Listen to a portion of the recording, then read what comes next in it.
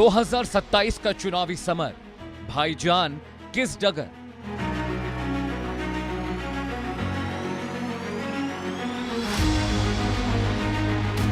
मजहब सत्ता का खेल, क्या पीडीए होगा फेल?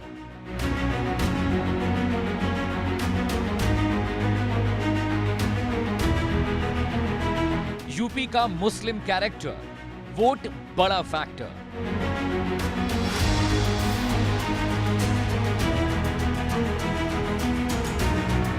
सियासत का मुस्लिम कार्ड, बिछ गई बिसात।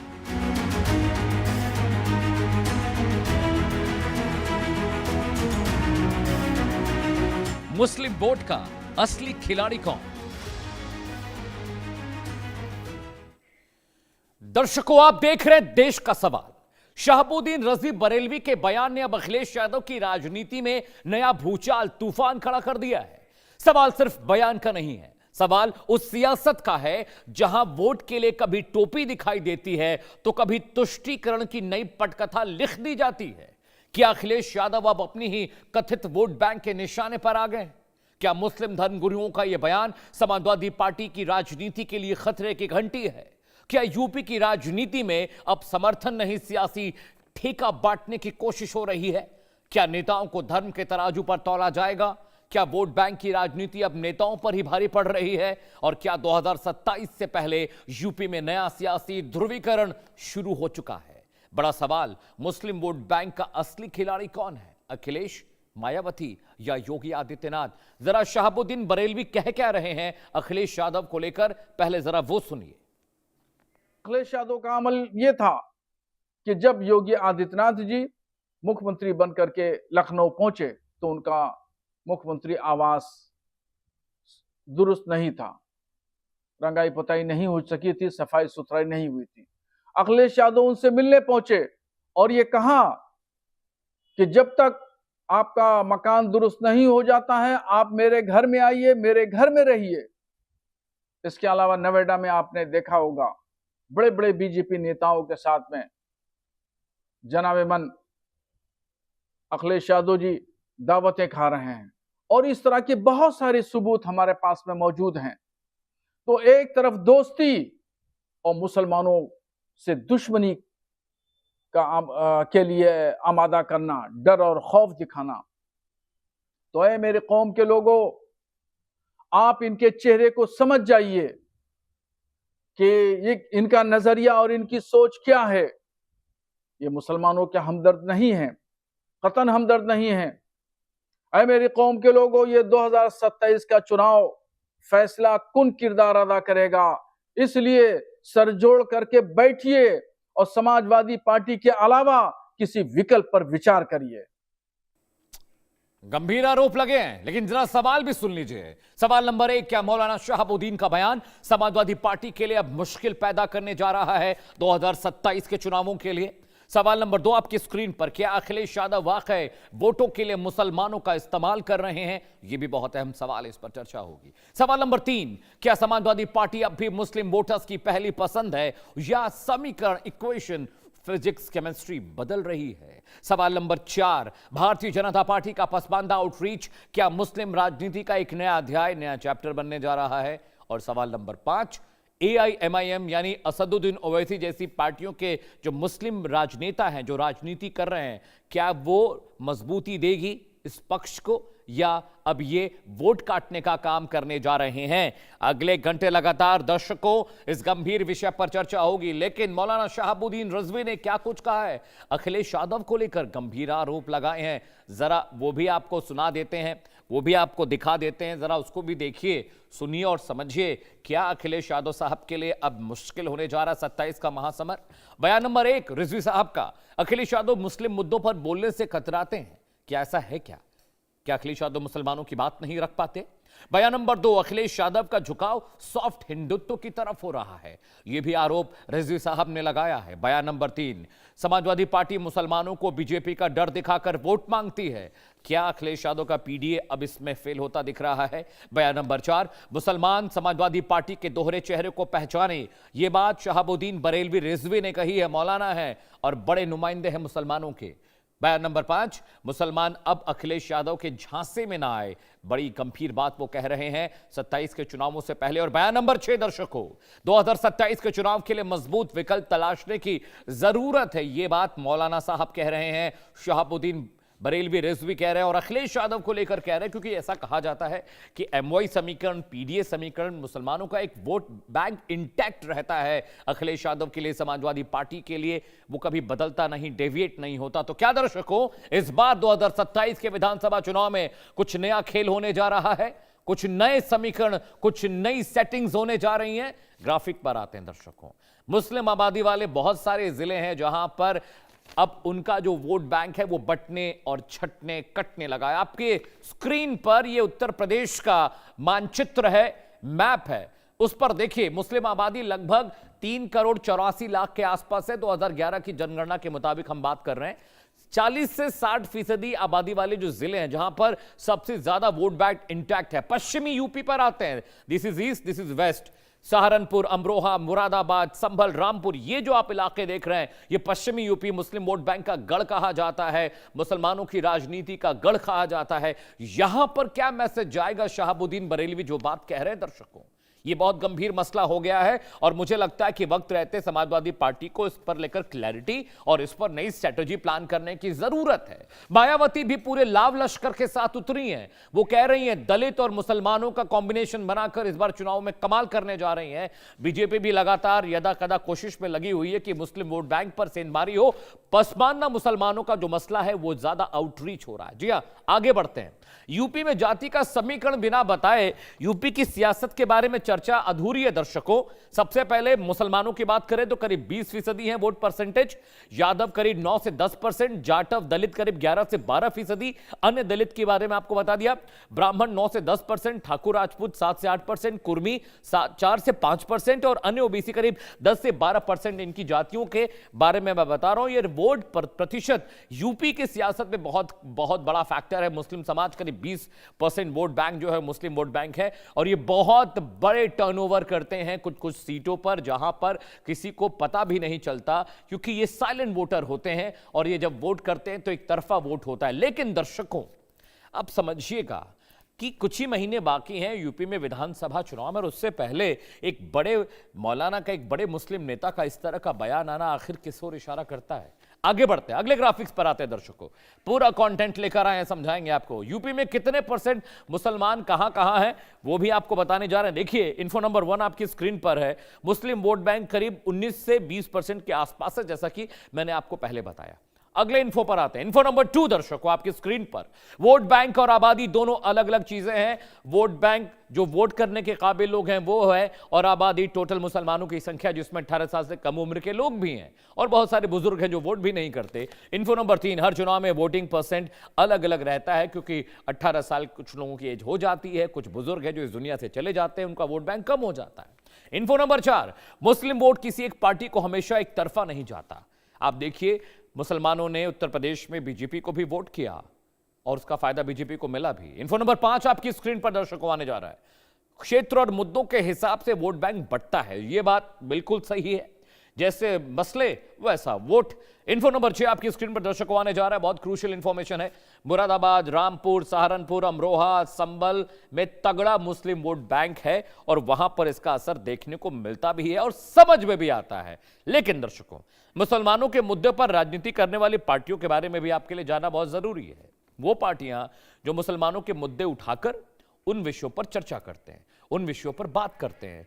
अब उन पार्टियों के नाम आपको बताते हैं। देश भर की सियासी पार्टियां हैं, बहुत स्पेशल इश्यूज को उठाती हैं, लेकिन मुसलमानों के मुद्दों को उठाने के बाद आप समझिए कि वो इन वोट बैंक को साधने की कोशिश करते हैं। और इसीलिए मौलाना साहब ने कहा भी कि भाई इनके झांसे में मत आइए। पीछे देखिए, party number 1 AIMIM, Asaduddin Owaisi की जो पार्टी है, मुसलमानों के मुद्दों पर राजनीति करती है। जी हां। पार्टी नंबर 2 आपकी स्क्रीन पर आने जा रही है, समाजवादी पार्टी, जिसका जिक्र हम बात कर रहे हैं और बहुत बड़ा इंटैक्ट वोट बैंक है समाजवादी पार्टी का, अगर मुसलमान वोट बैंक की बात करें तो। पार्टी नंबर 3 जो है राष्ट्रीय जनता दल, ये भी बिहार में आपने देखा कि किस तरह से मुसलमानों को लुभाने की कोशिश में लगे रहे आरजेडी वाले, लेकिन कुछ खास फायदा नहीं मिल पाया। मुसलमान समझता है किसे वोट करना है, किसे वोट नहीं करना है। Party number 4 Trinamool Congress. TMC भी मुस्लिम वोट बैंक के बूते 15 सालों से सत्ता में थी, लेकिन इस बार वहां पर कमल खिला, हवा बदली, तस्वीर भी। पार्टी नंबर 5 आपकी स्क्रीन पर कांग्रेस। जी हां, कांग्रेस यदा कदा मुसलमानों के मुद्दों पर बात तो करती है, लेकिन यह बहुत जोन स्पेसिफिक हो जाता है, सब जगह नहीं। ठीक है। पार्टी नंबर 6 आपके लिए आ रही है स्क्रीन पर, इंडियन यूनियन मुस्लिम लीग। यह पार्टी भी मुसलमानों के मसलों को उठाती रही है, पार्लियामेंट से लेकर विधानसभाओं तक। पार्टी नंबर 7 आपकी स्क्रीन पर आने जा रही है, all India United democratic front, AIUDF, जिसका असम में बहुत बड़ा एक कैरेक्टर रहा है, बहुत किरदार रहा है वहां की राजनीति में। पार्टी नंबर 8 आपकी स्क्रीन पर आने जा रही है, राष्ट्रीय लोकदल। जी हां, राष्ट्रीय लोकदल एक और पार्टी है जो मुसलमानों के मुद्दों पर लगातार चुनाव लड़ती रही है, उनके मुद्दों को जोर शोर से विधानसभाओं में और लोकसभाओं में उठाती रही है। जी हां, अगले 1 घंटे लगातार दर्शकों एक बड़ा पैनल मेरे साथ जुड़ने जा रहा है, उनके जरिए हम इस विषय पर चर्चा करने जा रहे हैं। लेकिन दर्शकों समझिए कि किस तरीके से आप इस मसले को देखिए कि मौलाना साहब का बयान आता है। हालांकि अखिलेश यादव की ओर से अभी तक इस मसले पर कोई बातचीत नहीं कही गई है, लेकिन शहाबुद्दीन बरेली रजवी बार बार ये कह रहे हैं कि अखिलेश यादव के झांसे में ना आए, मुसलमानों को एक बेहतर विकल्प तलाशने की जरूरत है। वो ये कह रहे हैं कि अखिलेश यादव हिंदुत्व को लेकर सॉफ्ट हो गए हैं, मुसलमानों के मुद्दों पर बातचीत नहीं करते। तो बड़ा सवाल यही है, क्या हिंदुत्व के मुद्दों पर सॉफ्ट होना कोई अपराध है क्या? हां, अगर मुसलमानों का मुद्दा नहीं उठाया जा रहा है, मुसलमानों की बात अगर अखिलेश यादव नहीं कर रहे हैं, यह बात जायज है। लेकिन कोई नेता अगर हिंदुत्व को लेकर सॉफ्ट है, इस्लाम को लेकर सॉफ्ट है, सिखिज्म को लेकर सॉफ्ट है, तो ये कोई गलत बात तो नहीं है। धर्म जाति पर सॉफ्ट होना कोई अपराध नहीं है। लेकिन समझिए दर्शकों, क्योंकि ये जो इशू है, ये 2027 के चुनाव में अखिलेश यादव की पार्टी को नुकसान पहुंचा सकता है, क्योंकि जिस तरह का मसला, जिस तरह की बात शहाबुद्दीन बरेलवी रजवी साहब ने कही है, वो मुसलमानों को लामबंद करने लगा है, इस पर चर्चा होने लगी है। 2027 के चुनाव में बहुत वक्त अब नहीं बचा है। ऐसे में अगर ये मसला बड़ा होता है तो दिक्कत और परेशानी जरूर हो जाएगी। जी हाँ, अगले घंटे लगातार इस विषय पर चर्चा करने जा रहे हैं। एक बड़ा पैनल मेरे साथ जुड़ रहा है। कृष्ण मोहन पांडे जी मेरे साथ कुछ वक्त में जुड़ेंगे, बीजेपी के प्रवक्ता हैं। सीताराम महाराज मेरे साथ कुछ वक्त में जुड़ने जा रहे हैं, हिंदू धर्मगुरु हैं। इसके अलावा मनोज यादव मेरे साथ होंगे, समाजवादी पार्टी के प्रवक्ता हैं। इसके अलावा वसीम रईन साहब मेरे साथ जुड़ेंगे, वाइस प्रेसिडेंट है AIPMM के, और पसमानदा मुसलमानों के मसलों पर वो लगातार एक्टिव रहे, लगातार चर्चा करते रहे। सबसे पहले मैं कृष्ण मोहन पांडे जी के पास जाता हूं।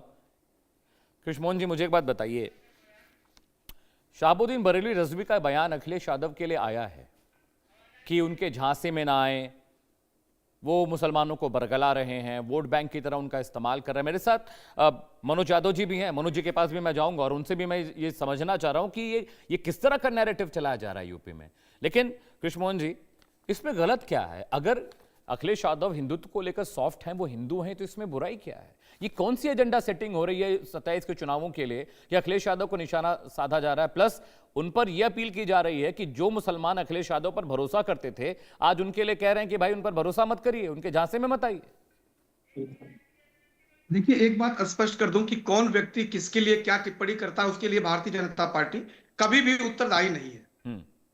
अखिलेश जी को कौन सॉफ्ट कहता है, कौन हार्ड कहता है, यह राजनीतिक विचारधारा हो सकती है, राजनीतिक स्टंट हो सकता है। परंतु यदि मुसलमानों की बात कर ले तो लंबे कालखंड से मुसलमान इस देश में वोट बैंक बन के रहा है।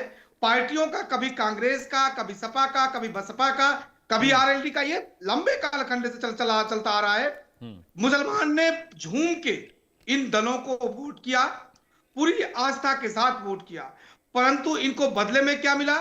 अशिक्षा, दुर्दीनता, जबा करने के लिए छुरी तलवार और दंगों से भरा प्रदेश मिला।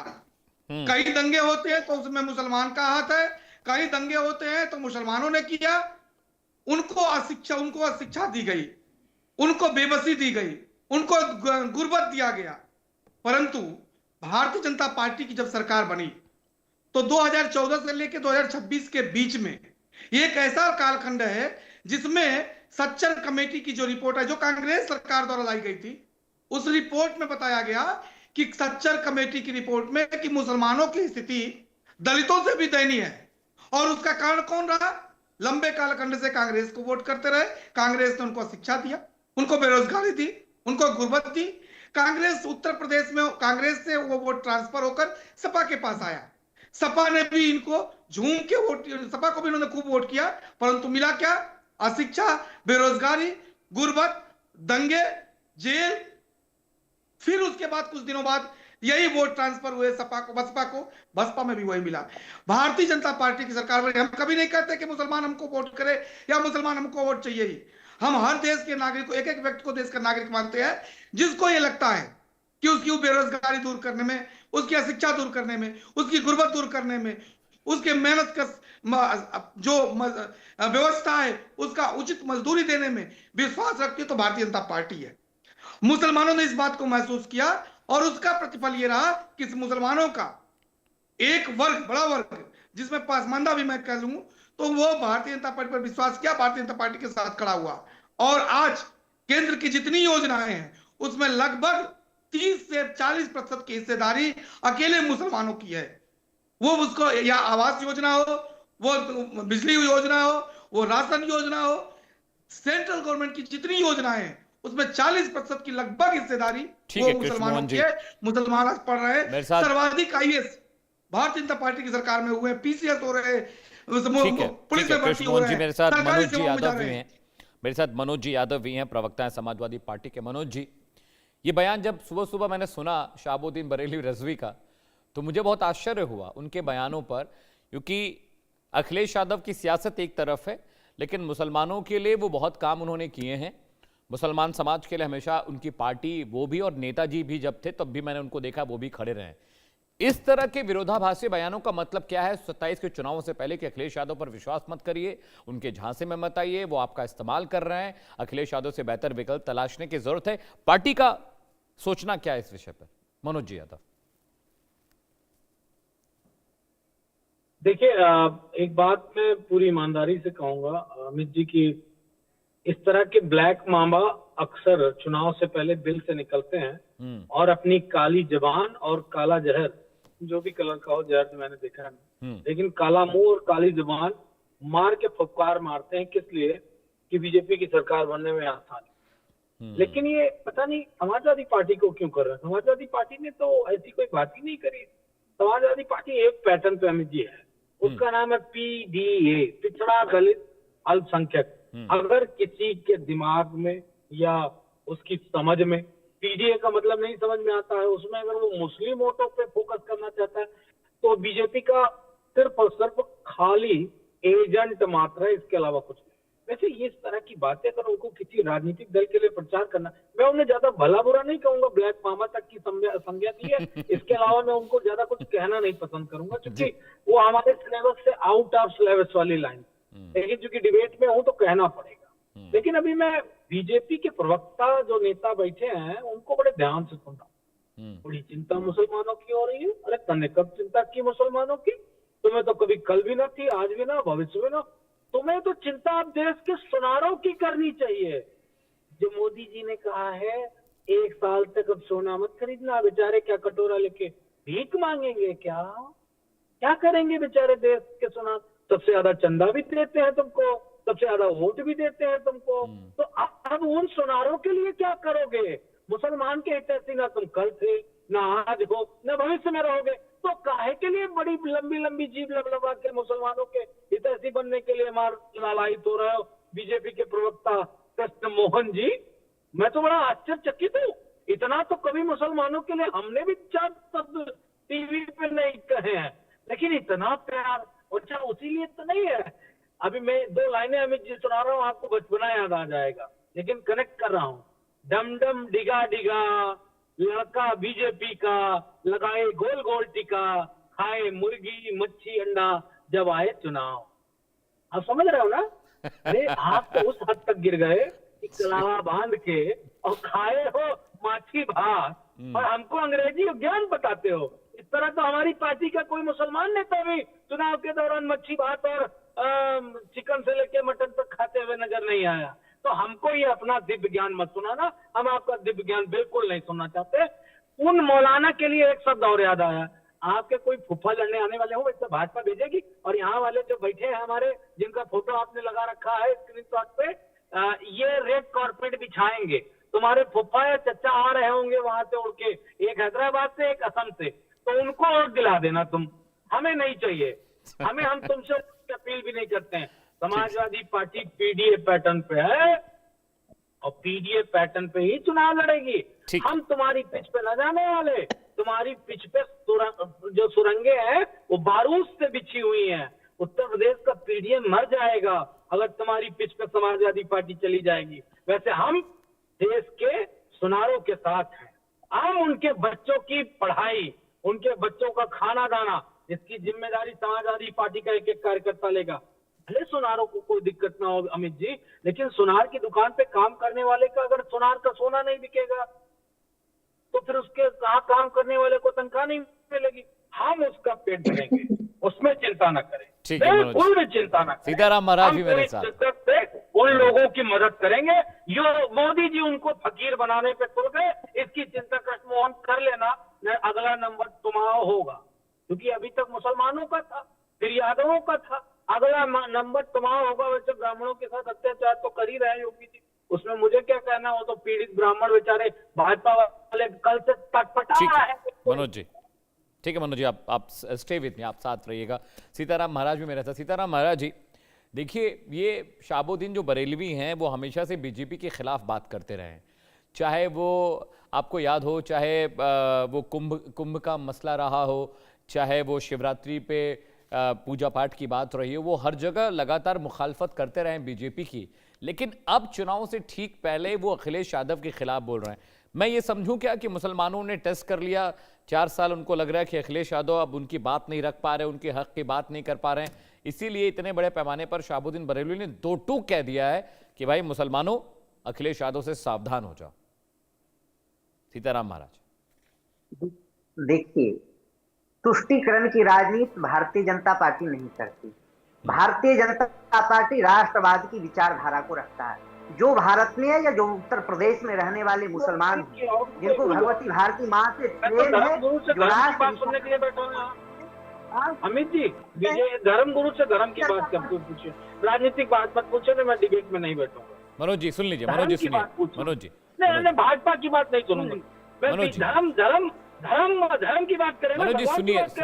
अरे जब एक मौलवी बात कर सकता है सियासत की, तो एक धर्मगुरु क्यों नहीं कर सकता? मनोज जी आप समझिए, एक मौलाना भी तो एक धार्मिक गुरु ही है अपनी जाति और धर्म का। पूरा उल्टा कर दिया, पूरा प्रदेश ही खा लिया मनोज जी। सारा सोना उठा मत में रख लिया। मनोज जी, जब एक मौलाना भी तो एक धर्म गुरु है, अगर वो बात कर सकता है राजनीति की, तो एक धर्म गुरु क्यों नहीं कर सकता? सभी व्यक्ति को अगर भगवती भारती माँ से प्रेम नहीं है, राष्ट्र विचारधारा को अंगीकार नहीं करता है, राष्ट्र प्रथम विचारधारा को अंगीकार नहीं करता, वो भारतीय नहीं हो सकता है। जो भारत में, जो उत्तर प्रदेश में रहने वाले मुसलमान हैं, उनको भगवती भारती माँ से प्रेम है, राष्ट्र प्रथम अगर विचारधारा है, तो वो भारतीय जनता पार्टी के साथ जाएगा। सबका साथ, सबका विकास, सबका विश्वास और सबके प्रयास का जो मूल मंत्र का उद्घाटित करने वाले वो एकमात्र वो भारतीय जनता पार्टी का है। मैं किसी के पक्षधर नहीं हूं, मैं किसी पार्टी के कोई बंधुआ मजदूर नहीं हूं, लेकिन मुझे राष्ट्र के प्रति प्रेम है।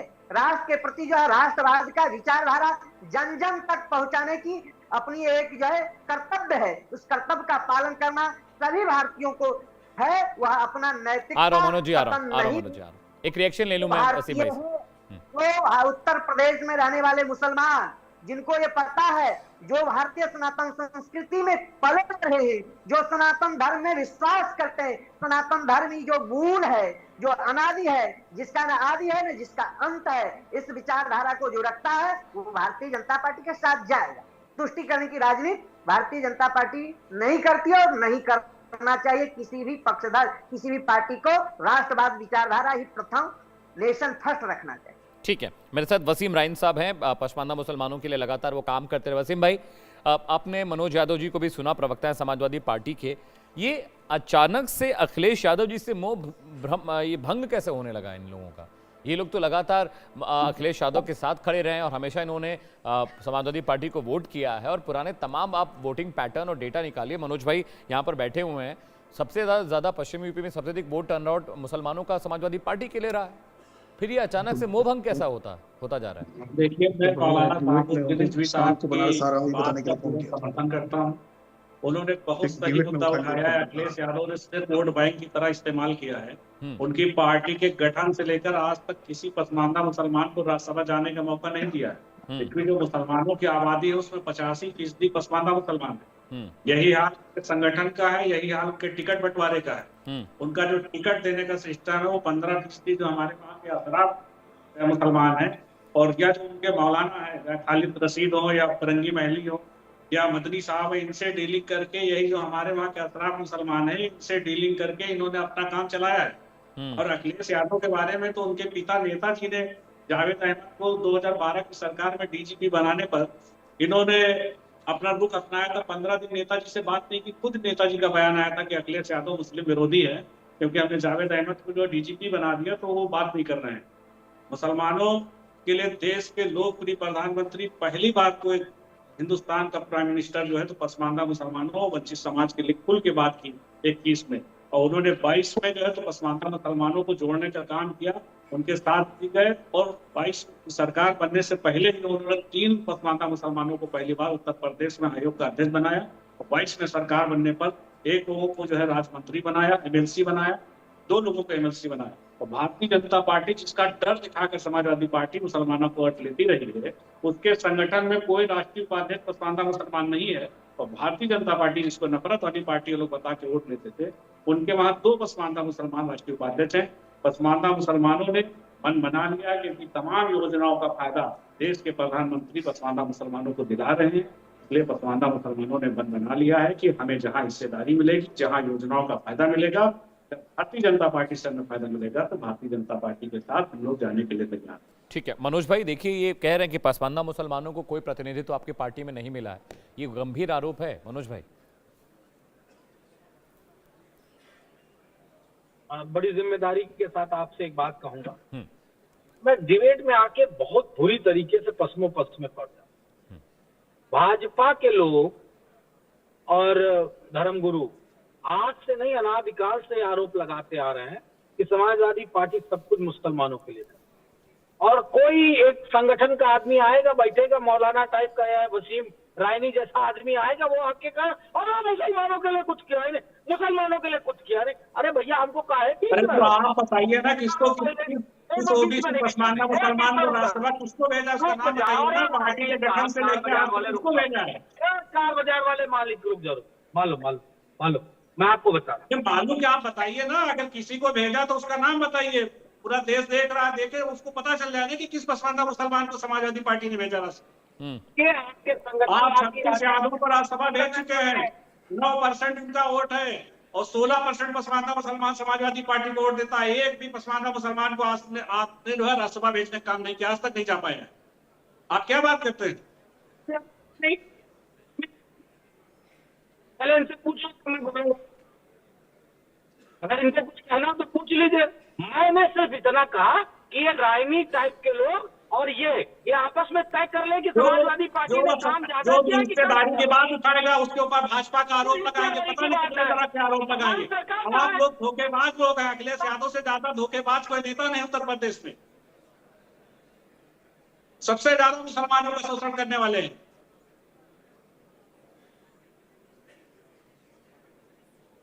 पीडीए की बात करते हैं और नेता विपक्ष जो ब्राह्मण को बनाते हैं। कौन सा पीडीए आपका है? नकली पीडीए। टिकट के लिए परेशान हो गए, समाज के लिए लड़ो। मैं ज्यादा आपसे बहस नहीं करना चाहता। मैं कहता हूँ भाजपा वालों का आरोप सही कि इनका आरोप सही? क्या मीडिया बताओ मुझे, मैं परेशान हूँ। किसका आरोप सही मानूं? अरे समाजवादी पार्टी आपके लिए राजनीति का विषय हो गई?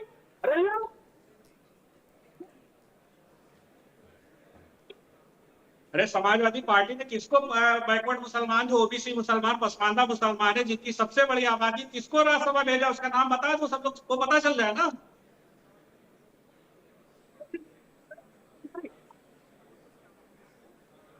आप ना अपने संगठन में जगह देंगे, ना टिकट बंटवारे में आप रखेंगे हमको, ना राज्यसभा भेजेंगे, सिर्फ हमको वोट बैंक बनाए हुए।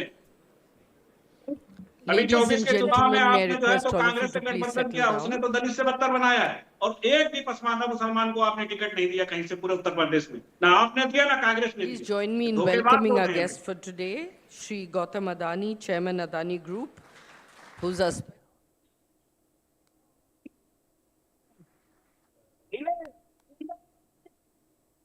नहीं, इनको ठीक है।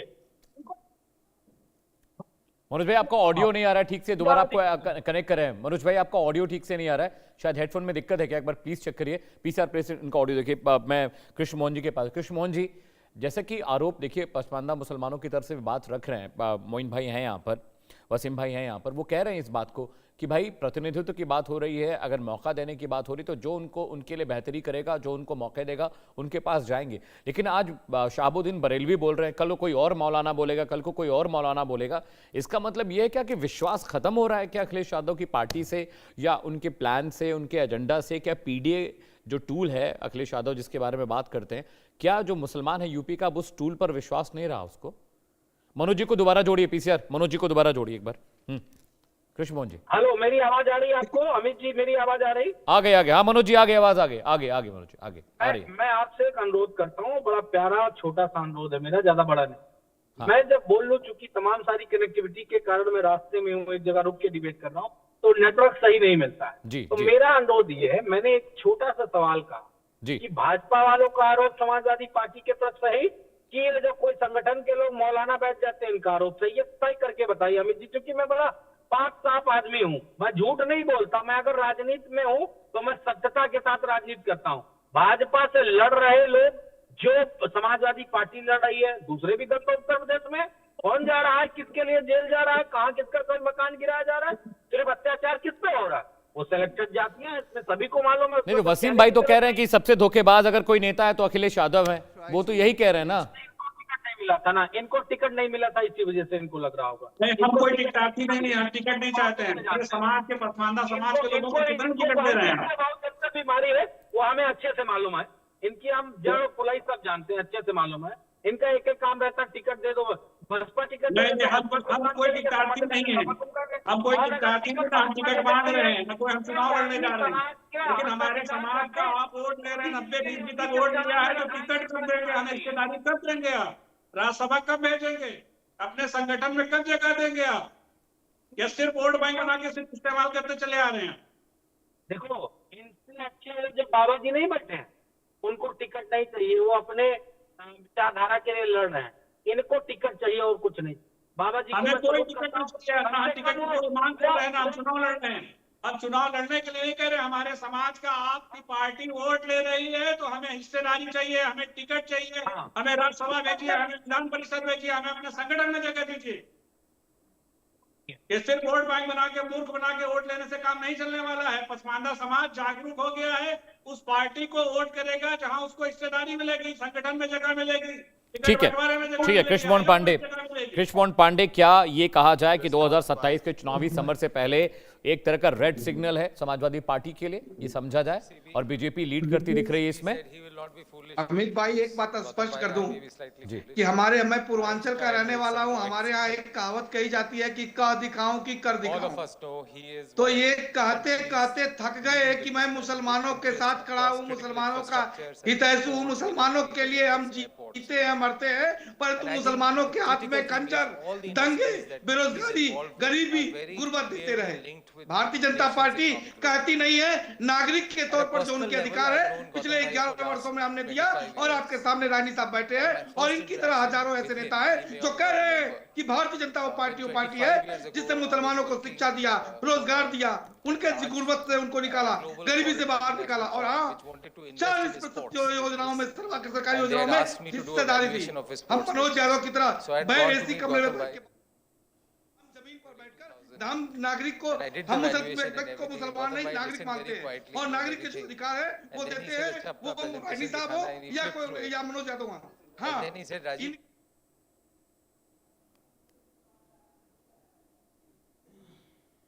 बहुत टाइम लगेगा जी। कृष्ण मोहन जी,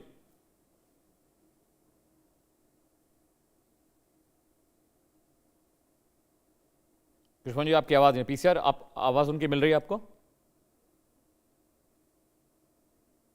पीसीआर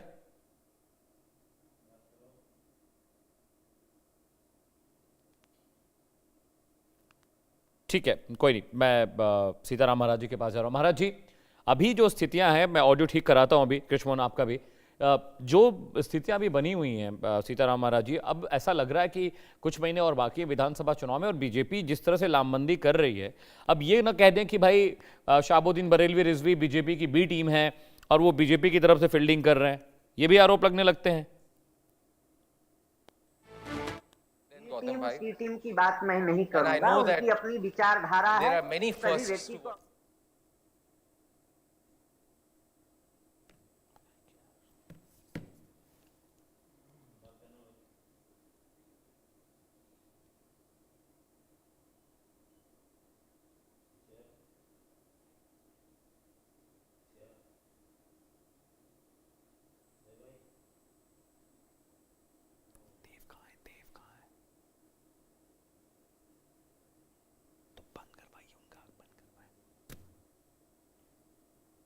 ठीक है, मैं मनोज जी के पास जा रहा हूं। मनोज जी, आप मुझे सुन पा रहे हैं? अंदर अंगीकार नहीं करते हैं, ऐसी विचारधारा को स्वीकार नहीं किया जाएगा। मैं यह मानता हूं कि भारतीय जनता पार्टी की सरकार बिना भेदभाव के सारे प्रयोजन जो है सभी तक जाता है, सबको समान रूप से लाभ देने का अगर कोई काम करता तो भारतीय जनता पार्टी है। कोई भेदभाव नहीं, सबका साथ, सबका विश्वास, सबके प्रयास मूल मंत्र पे काम कर रहा है। जो इस विचारधारा से लाभान्वित हो रहे हैं वो इनके साथ है, जो लाभान्वित नहीं हो रहे हैं, जिनको राष्ट्र के प्रति प्रेम नहीं हो, इन्हें लाभान्वित हो रहे हैं, वो इनके साथ नहीं रहेंगे। ठीक है, मनोज जी आप मुझे सुन पा रहे हैं? मनोज जी जी बिल्कुल सुन रहा हूं, बिल्कुल सुन रहा हूं। मनोज भाई, मुझे एक बात बताइए, ये अब एक अचानक से, जैसे आपने ब्लैक मांबा का नाम लिया, अचानक से एक मौलाना खड़ा होता है, अखिलेश यादव के खिलाफ बातें करने लगता है, पार्टी के खिलाफ बातें करने लगता है, मुसलमानों को रेडिकलाइज करने की कोशिश करने लगता है, तो अभी आरोप तो ये भी लगते रहे कि ये सब बीजेपी के स्टैंड किए हुए नए नए गुर्गे हैं जो समाजवादी पार्टी के लिए बातें करना शुरू कर देते। क्या ये बीजेपी की बी टीम है क्या? अमित जी, ये जिन मौलाना की बात कर रहे हैं, ये 2022 से ऐसे ही रहा गला, 22 क्या उससे पहले से रहा। मैं कई हजार डिबेट कर चुका हूँ, नेशनल टीवी से लेके और यूपी के चैनल तक।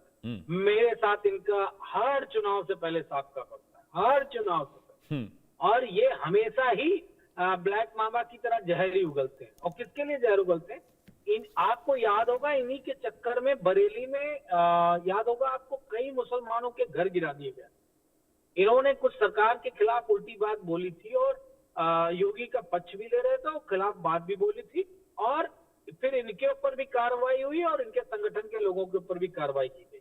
यानी कि ये वो लोग हैं जो सिर्फ और सिर्फ एजेंट के रूप में काम करते हैं। मुझे दुर्भाग्यपूर्ण लगता है, मैंने भी इसी डिबेट में तारीफ की जो बीजेपी के धर्म गुरु हैं, मतलब वो तो वैसे धर्म गुरु, लेकिन उन्होंने बीजेपी की बात कही, इसीलिए मैंने कहा इन्हें ना तो टिकट चाहिए, ना इन्हें किसी चीज से वास्ता, इन्हें एक ही बात से मतलब, और वो ये मतलब है कि बीजेपी की सरकार है।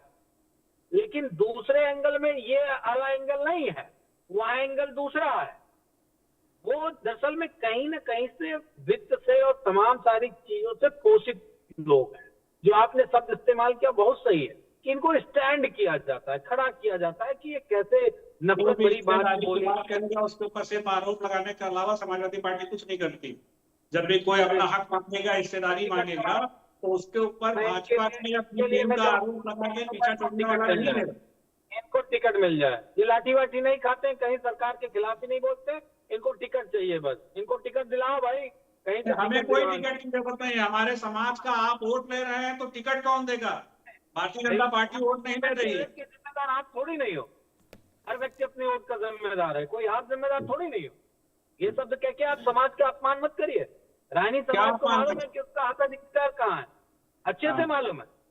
कितनी बार योगी सरकार से लड़ने गए, आप कोई टिकट नहीं दे रहे हैं, आप राज्यसभा भेज रहे हैं, अपना संगठन में जगह दे रहे हैं, समाज के लोगों के ठेले तोड़ दिए गए, वोट बैंक की तरह। तो रानी समाज के लोगों के फल के ठेले तोड़ दिए गए, कितनों की सब्जी की दुकानें तोड़ दी गई, कहाँ गया? अनावश्यक बात करते हैं। आपकी सरकार में कितनी बड़ा आपने फायदा पहुंचाया है।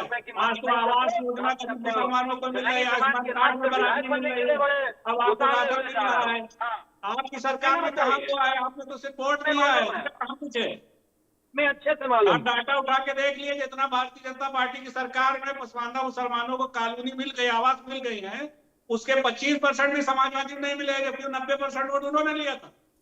ठीक पार्टी को वोट नहीं मिला। बिल्कुल सही, बिल्कुल सही। वो आप हिमायती हो, आपसे बड़ा हिमायती भाजपा का कोई नहीं, हमें मालूम है।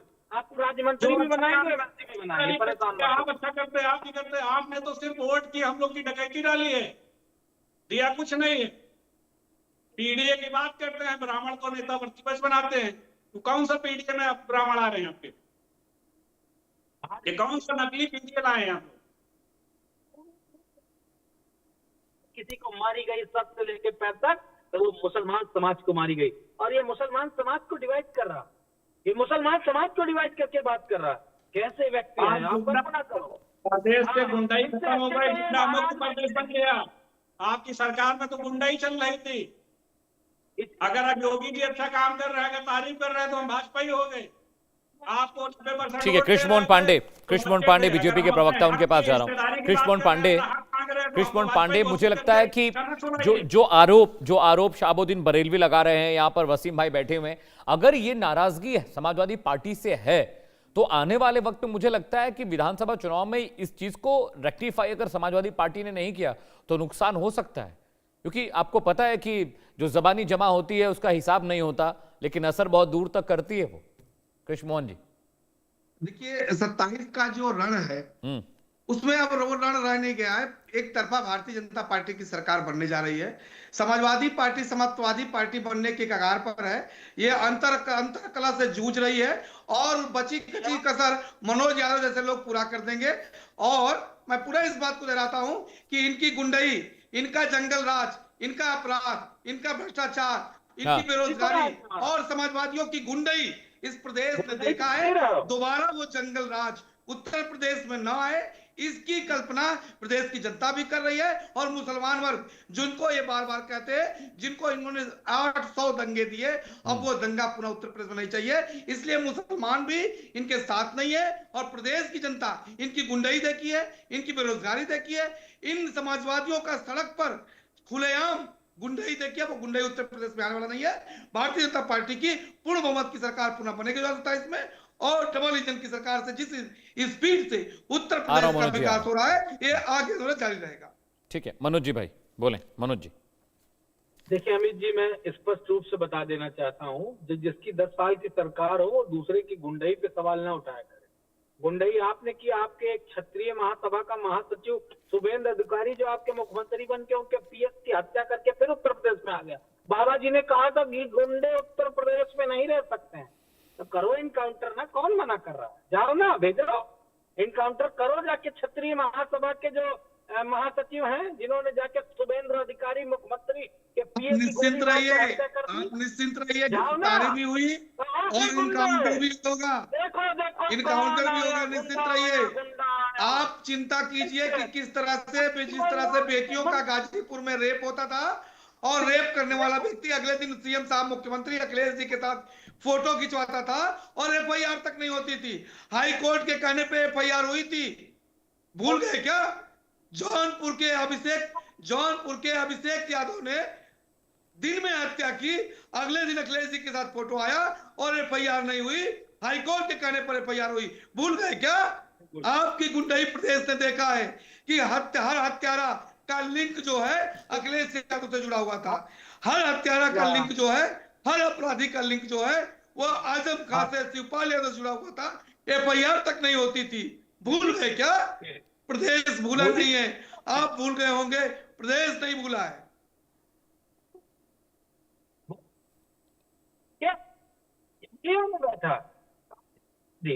फिर बोल रहा हूं मनोज यादव, अब आपका भ्रष्टाचार, गुंडाराज, अपराध और अपराधियों का मुख्यमंत्री से डायरेक्ट कनेक्शन वाला प्रदेश अब लौटने वाला नहीं है।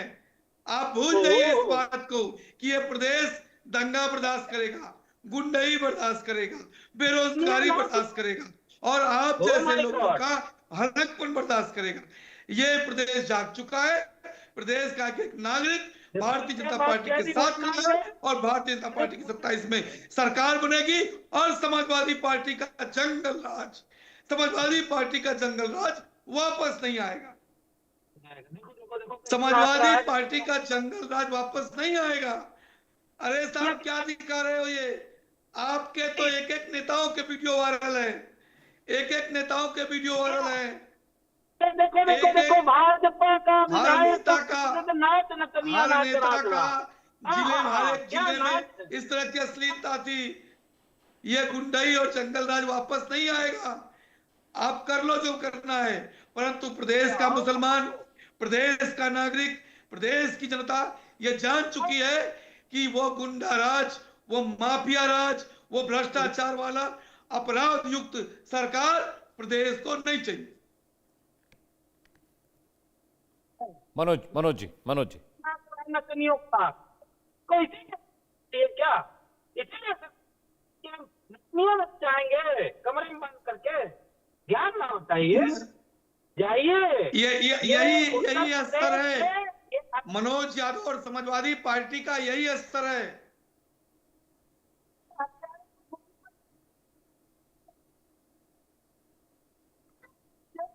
फिर बोल रहा हूं, ये गुंडा राज नहीं लौटेगा, नहीं लौटेगा। वो जंगल राज नहीं आने वाला है। वो गुंडाई, वो दंगे, वो भ्रष्टाचार, वो अपराध और अपराधियों का डायरेक्ट सीएम से कनेक्शन अब लौट के आने वाला नहीं है। मनोज यादव भूल जाइए, प्रदेश की जनता अब आपके जंगल राज को नहीं बुलाएगी। 12 से 17 का जंगल राज नहीं स्वीकार है उसे। जिन मुसलमानों के लिए आप रात दिन खड़े रहते थे, चिल्लाते थे, उनको अब वो दंगे नहीं चाहिए। 750 दंगे नहीं चाहिए, अब वो दंगे नहीं चाहिए उनको, मुसलमानों को। ठीक है मनोज जी, आपके ऑडियो में थोड़ा प्रॉब्लम आ रही है, लेकिन मैं वसीम भाई के पास जा रहा हूं। वसीम भाई, मुझे एक बात बताइए कि अखिलेश यादव और उनकी पार्टी लगातार ये दावा करती रही है कि मुसलमानों की बेहतरी के लिए अगर किसी पार्टी ने यूपी में सबसे अधिक काम किया तो वो अखिलेश यादव ने किया, लेकिन आप बता रहे हैं किस तरह से तुष्टीकरण की राजनीति लगातार समाजवादी पार्टी करती रही, जो आप आरोप लगा रहे हैं। बड़ा सवाल ये भी है कि 2027 के चुनावों में क्या ये मसला अखिलेश यादव के लिए मुश्किल पैदा करेगा? क्या मुसलमान वोट पोलराइज होगा और इतने बड़े पैमाने पर पोलराइज होगा कि अखिलेश यादव साहब को नुकसान होगा?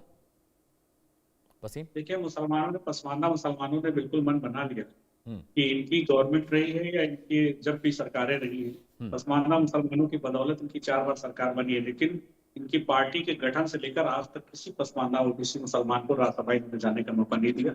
न टिकट में उनको हिस्सेदारी दी, जबकि मुसलमानों में जो आबादी 85% पसमानदा मुसलमानों की है। वही हाल इनका संगठन का है, संगठन में जगह नहीं दी।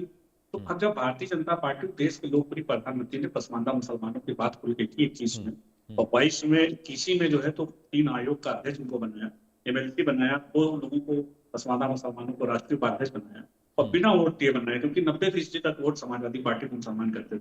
तो जब उधर से लगा कि हमें फायदा मिल सकता है, क्योंकि हम 25 समाज हैं, तो हमें लगा कि हमें प्रधानमंत्री की तरफ से फायदा मिल सकता है, तो हम लोगों ने मन बना लिया कि जिस पार्टी से हमको टिकट मिलेगा, हिस्सेदारी मिलेगी, तो हम उस पार्टी को वोट करेंगे। या योजनाओं में देश के प्रधानमंत्री ने योजना विषय, चाहे राशन का हो, चाहे आयुष्मान कार्ड हो या आवास योजना हो, जितनी आवास योजना से जितना पसमानदा मुसलमानों को फायदा भारतीय जनता पार्टी की सरकार को मिला है, उसका 25% भी समाजवादी में नहीं मिला। चाहे भाजपा की सरकार रही हो, चाहे कांग्रेस की रही हो, इन सेकुलर के नाम पे इन लोगों ने सिर्फ हमें छला है, दिया कुछ नहीं है। समाजवादी पार्टी का 27 में बहुत बुरा हाल होने वाला है, क्योंकि पसमानदा मुसलमानों ने यह मन बना लिया कि हर हाल में ऐसे लोगों को उखाड़ के फेंकना है तो हमारा कुछ नहीं किए हैं। हमें जहां हिस्सेदारी मिलेगी, जहां टिकट मिलेगा, जहां संगठन में जगह मिलेगी, जहां योजनाओं से फायदा मिलेगा, उस पार्टी को वोट करेंगे। ठीक है कृष्णमोहन, मुझे एक बात समझाइए कि जिस तरह से पसमानदा मुसलमानों का मसला, ये बहुत क्रूशियल मसला है यूपी की सियासत में, और अभी कैबिनेट विस्तार में ज़्यादातर जो नए चेहरे हैं वो ओबीसी हैं। आपने देखा इस बार फुल फ्लेज यूपी की कैबिनेट हुई है, खाली चल रही थी, लेकिन अब एक एक सीट वहाँ पर भर दी गई है। क्या स्ट्रैटेजी बीजेपी लेकर आ रही है 2027 के विधानसभा चुनावों के लिए? क्योंकि अखिलेश यादव तो कह रहे हैं कि इस बार बीजेपी को बहुत नुकसान पहुंचेगा विधानसभा चुनावों के दौरान।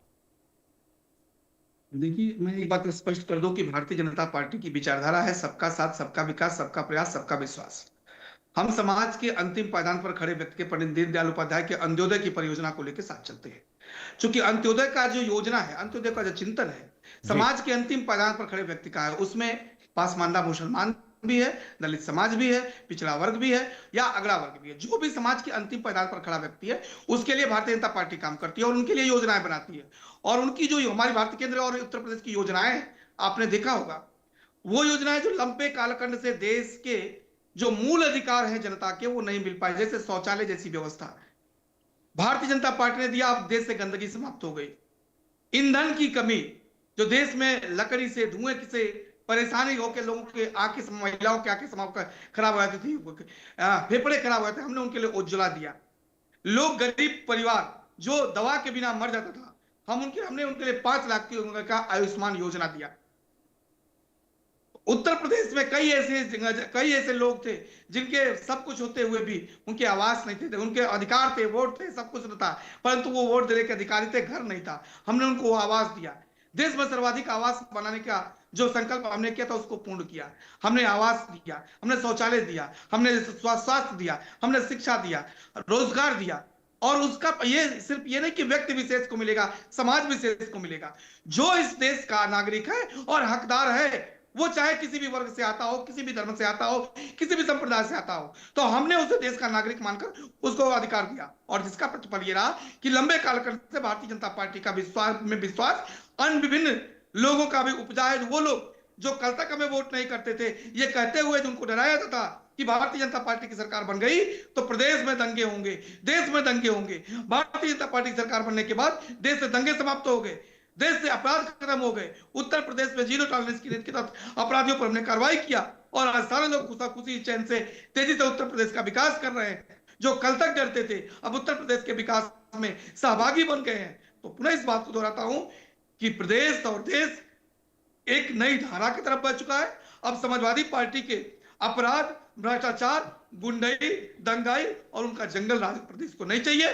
और उसका प्रतिफल यह है कि मुस्लिम वर्ग का बड़ा वर्ग भी अब भारतीय जनता पार्टी को कृष्ण जी, एक रिएक्शन मनोज जी से लो। मनोज जी, ये एक दीमक है जो पार्टी को खा जाएगा अंदर ही अंदर, क्योंकि अभी आज वसीम कह रहे हैं, शहाबुद्दीन बरेलवी रिजवी कह रहे हैं, कल 4 और बड़े मौलाना इस बारे में बात करेंगे। क्या पार्टी को इस नैरेटिव से नुकसान नहीं होगा, आपको लगता है?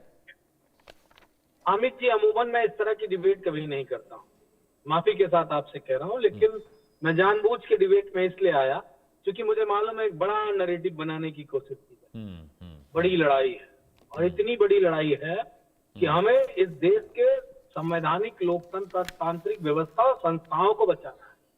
यहाँ विषय कोई रायनी नहीं है, कोई मनोज यादव नहीं है, बहुत बड़ा मुद्दा है। और देश का लोकतंत्र रहेगा तब हकदारी, हिस्सेदारी और आपको सम्मान और भेदभाव से निपटारा मिलेगा। तो ये जो लोग बहुत संकुचित मानसिकता के लोग वो इस तरह की बहस, इस तरह की बात करेंगे, इसीलिए समाजवादी पार्टी ऐसी डिबेटों को हमेशा इग्नोर करती है। लेकिन मैं जानबूझ के आया और क्योंकि मुझे संदेश देना था आपके चैनल के माध्यम से कि उन सुनार समाज के लोगों का जो सोने का काम करते हैं उनका क्या होगा। जो राष्ट्रभक्ति का ज्ञान बाबा जी दे रहे थे ना, मोदी जी ने कहा कड़वा तेल भी कम खाया करो, जो कम कड़वा तेल खाएगा वो भी राष्ट्रभक्ति की सेवा श्रेणी में रखा जाएगा। तो आप बाबा जी, आप ना सब्जी जो खाइएगा वो तेल में निकाल के, तेल में छौंक के खाइएगा, पूरी भी तेल में, अब घी वाली मत खाइएगा, नहीं देशद्रोही कहलाएंगे। क्योंकि मोदी जी ने कहा है कि जो खान पान का तेल कम खाएगा वो राष्ट्रभक्त कहलाएगा, जो पैदल चलेगा वो भी राष्ट्रभक्त कहलाएगा, जो सोना चांदी नहीं खरीदेगा वो भी राष्ट्रभक्त कहलाएगा। और अगर मैंने देख लिया, अब भाजपाइयों का झंडा लगी गाड़ी अगर मुझे दिख गई तो मैं तो फोटो खींच के उसकी बात डालूंगा, इससे देशद्रोही की गाड़ी जा रही है ऐसे। क्यों? क्योंकि मोदी जी ने कहा चलना नहीं है डीजल पेट्रोल, पैदल चलना है। ठीक है मनोज भाई, बहुत बहुत शुक्रिया। It was a wonderful debate with all of you. बहुत बहुत शुक्रिया आप तमाम मेहमानों का। कृष्ण